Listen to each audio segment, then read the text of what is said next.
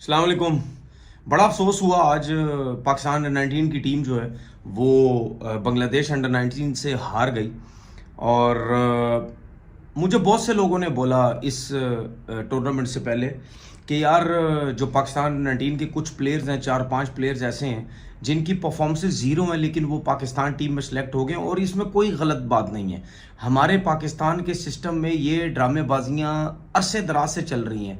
As भी कम करवाते हैं। अभी भी कितने प्लेयर्स ऐसे हैं जिनसे जो कुछ लोग थे बोर्ड के, उनसे पूछा गया, उन्होंने बोला, उनसे पूछा गया कि यार ये तो 20 साल का, ये तो 19 साल का, ये इस तरह, ये है, वो है, ये किस तरीके से सिलेक्ट हो गए हैं। तो बात ये है कि ये चीज़ें ज़माने से चल रही हैं और सबको पता है, पाकिस्तान में तो सबको पता है कि एज वगैरह कम होती है। और इससे पहले भी जो ट्राई नेशन टूर्नामेंट हुआ था यूएई, पाकिस्तान और अफ़गानिस्तान का, उसमें आप देखें कि उसमें जिस तरह लड़कों की परफॉर्मेंसेस रही हैं, मैं नहीं समझता कि ये टीम डिज़र्व करती है कि इस तरह परफॉर्मेंसेस होना है। 116 पे मैं थोड़ा स्टैट्स बना के लाया हूँ आज, ज़रा कुछ लड़कों पे बात करते हैं। आज के मैच में 116 पे पूरी टीम आउट हो गई। अब पाकिस्तान टीम में ये जो एशिया कप चल रहा था, इसमें जो परफॉर्मेंसेस थी आपके सामने, शाहजेब खान एक्स्ट्रॉर्डिनरी परफॉर्मेंस, उसने 4 मैचेस में 336 रन, एक इनिंग में 159, उसने 200 की हैं। और उसके साथ रियाजुल्ला था जिसने 227 रन की 4 मैचेस में 100 किए। ये 2 प्लेयर थे बस अंडर 19 के, जिनकी वजह से पाकिस्तान की टीम सेमीफाइनल पहुंची। इसके अलावा किसी लड़के ने कोई परफॉर्मेंसेस नहीं दी, किसी लड़के ने कोई परफॉर्मेंसेस नहीं, कोई स्पेशल परफॉर्मेंस नहीं दी। आज दोनों जल्दी आउट हुए, टीम का हाल चेक कर लो। उसके बाद ये साद बेग जो है, ये मैं काफ़ी टाइम से देख रहा हूँ, मेरा ख्याल है 2-3 साल से इस प्लेयर को मैं देख रहा हूँ। इसको कप्तान बना दिया जाता है। ये जब भी अंडर 19 का कोई इवेंट होता है इसको कप्तान बनाया जाता है। मुझे समझ नहीं आती, इस टूर्नामेंट में टोटल इसने 4 मैचेस में 25 रन किए हैं, टोटल 4 मैचेस में 25 रन किए हैं। क्या परफॉर्मेंस है? क्या ये बंदा डिजर्व करता है कप्तानी का? अच्छा, ओवरऑल मैं आपको बताता हूँ भाई, माजरत, मैं आपसे हमेशा कहता हूँ जब मैं स्टैट्स बताता हूँ मैं माजरत करता हूँ कि गलत ना हो जाए। ओवरऑल मैं इसकी परफॉर्मेंस बता देता हूँ। जो अंडर 19 के ये 50 ओवर के जो मैचेस खेला है, उसमें 26 मैचेस में 24 में इसकी बैटिंग आई है, हाईएस्ट 68 है, और 21 का एवरेज कोई 100 नहीं, सिर्फ 350।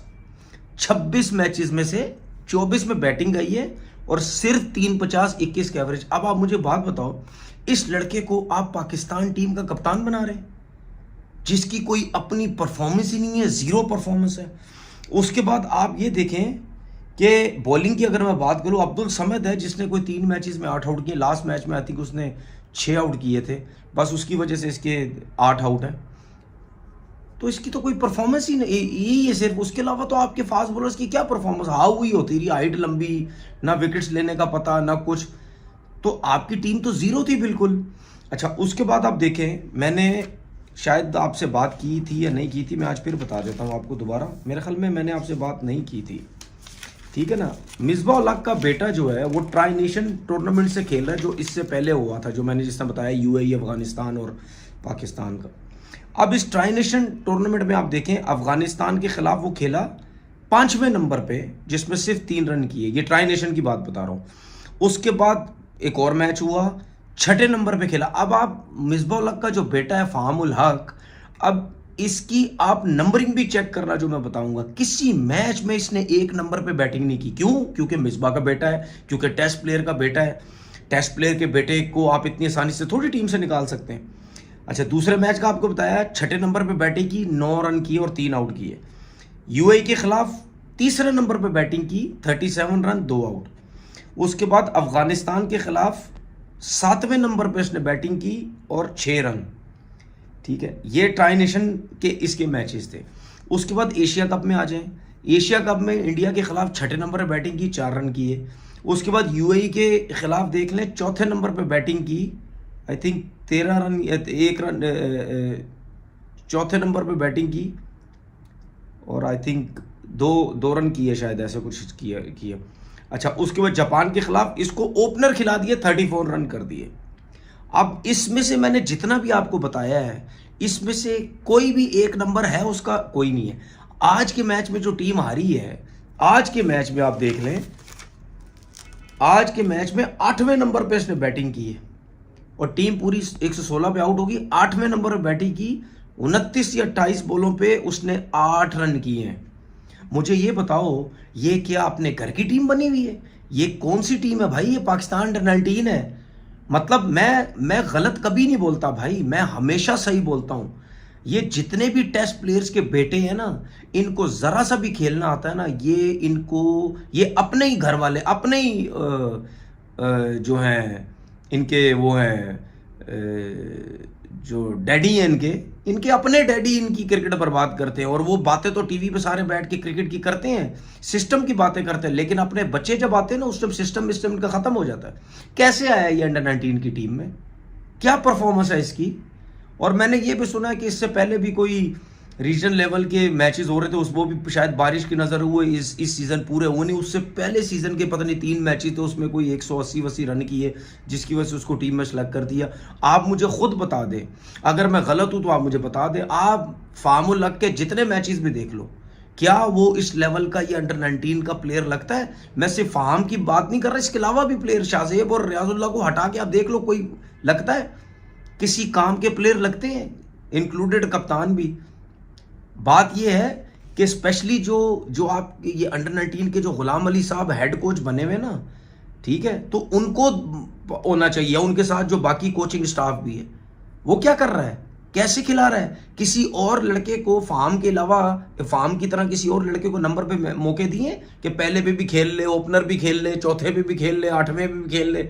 भाई एज ऑलराउंडर सेलेक्ट हुआ है, तो एज ऑलराउंडर की क्रिकेट ये तो नहीं होती भाई, उसकी मर्जी से जिस नंबर पे भी उसके भेजे जाओ। तो फिर इसका मतलब ये है कि जब ये अंडर-19 के लिए सिलेक्ट हुआ है, तो फिर ठीक है, लोगों ने इसके लिए सही वीडियोस बनाई है ना, क्योंकि मेरे पास तो उस टाइम चीजें थी नहीं। अब मैंने सारी चीजें निकाली हैं बाहर, सबकी चीजें निकाली हैं, तो पता लग गया आपको। तो फिर ऐसी टीम तो जीतनी नहीं चाहिए। आपसे ज्यादा मेहनत तो बांग्लादेश की टीम कर रही थी, जिस तरीके से वो खेल रहे थे।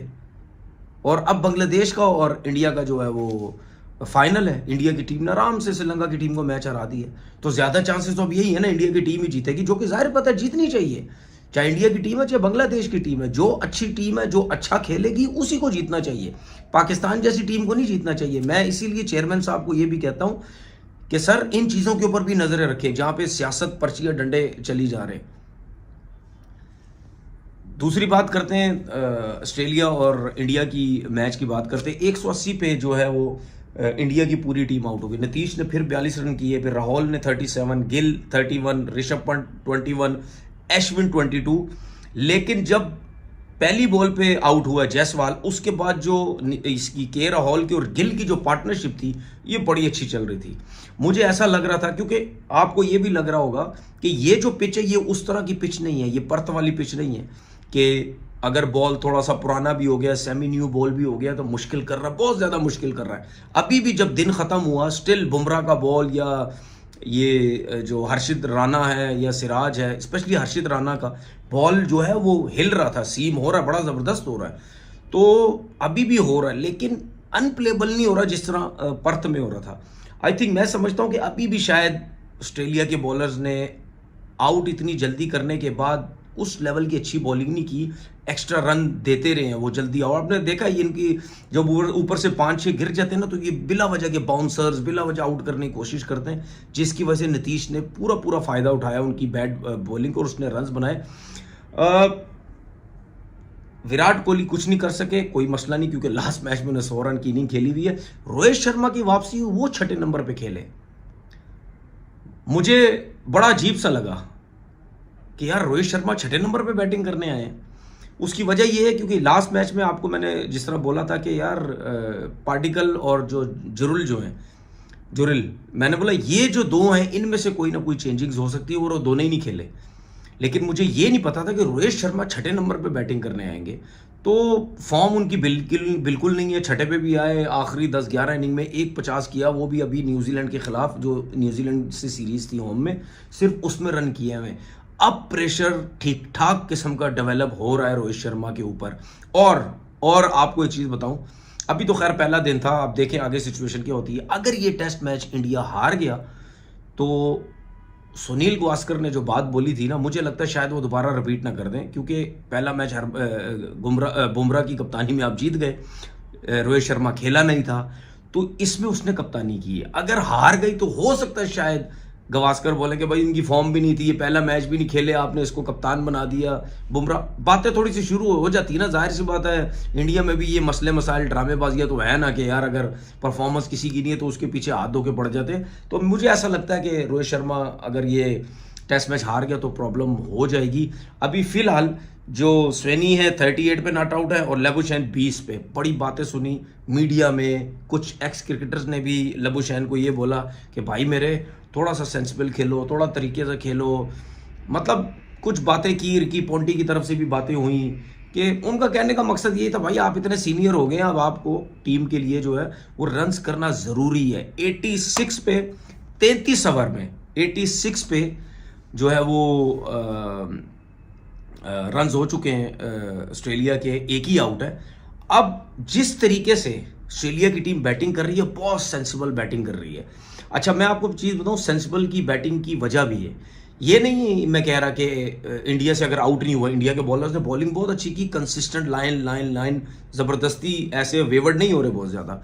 लेकिन जो बॉल्स लीव की गई हैं ऑस्ट्रेलिया की तरफ से, वो उसकी रीज़न ये है कि दोनों टेक्निकली बड़े अच्छे प्लेयर हैं, ठीक है, जिसकी वजह से जो बॉल्स है वो लीव बहुत अच्छी हो रही है। और लीव जो बॉल छोड़ने का, जो बहुत अच्छी बॉलें छोड़ रहा होता है ना, उसका एक ही तरीकेकार और एक ही समझ आती है आपको कि उसको अपनी ऑफ स्टंप का बहुत अच्छे तरीके से आइडिया है, जो कि वो कर रहे हैं।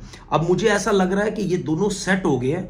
नेक्स्ट डे आके मुश्किलात होती है कि आप सेट होते हैं, फिर आपको बिल्कुल अगले दिन फ्रेश आना पड़ता है, बॉलर भी फ्रेश होता है, कहीं ना कहीं आउट भी हो सकते हैं। लेकिन जिस तरीके से ये दोनों खेल रहे हैं, अगर ये दोनों सेट हो गए, एक आध घंटा खेल गए, क्योंकि बॉल उस तरीके से शायद डिस्टर्ब नहीं कर रही और खेल भी बहुत अच्छा रहे, तो हो सकता है शायद थोड़ी सी पार्टनरशिप ये जो दोनों हैं ये आगे जो है वो ले जाएं। और इन दोनों का आगे जाना बहुत ज़रूरी है, क्योंकि वजह यह है क्योंकि कुछ बॉल्स आप देख रहे हो कि बड़ा अच्छा सीम हो रहा है। अगर ये ना हो कि ये जल्दी आउट हो, शुरू में आउट हो जाए, तो उसके बाद एकदम से नया प्लेयर आए, वो उसको जो है मुश्किलात पैदा हो जाए। क्योंकि बुमराह जिस तरीके से बॉलिंग करता है ना विद इन स्टंप, अगर शुरू में बुमराह को विकेट मिल गई कल, तो वो मुश्किलात भी इनको डाल सकता है। लेट्स सी, देखते हैं कि कल ऑस्ट्रेलिया और इंडिया का मैच जब दोबारा स्टार्ट होगा, ऑस्ट्रेलिया की क्या पोजीशन होती है और इंडिया की क्या पोजीशन होती है। अपना बहुत बहुत ख्याल रखिएगा।